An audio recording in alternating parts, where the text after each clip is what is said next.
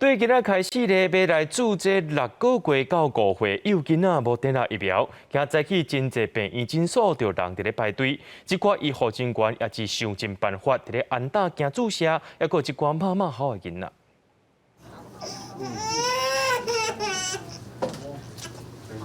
幼囝哭声一声换一声，过来开始注6个月至5岁幼儿莫德纳疫苗，2岁以下注脚腿，以上注手骨，有不少家长带囡仔来注。希望就是打了以后能让他那个出去活动，因为现在学校也不敢去，然后餐厅啊、户外都不太敢去。担心副作用还是会，但是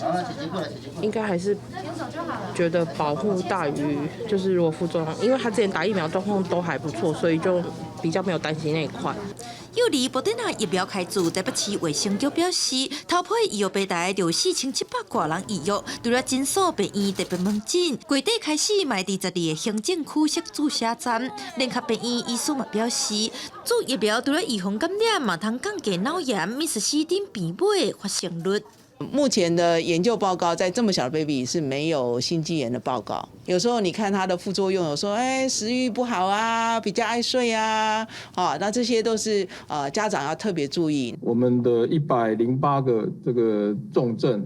这个幼童跟这个儿童的这个重症，其中有这个63% 是这个0到5岁。相关鼓励措施，我们去看一下他施打的状况，那我们再来研议。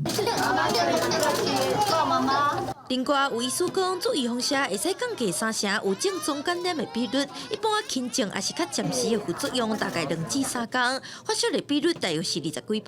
家长唔免受过烦恼。但是最近拄好有要注上贵的预防射，嘛无需要浪时间。记者伫柬埔寨派文台北采访报道。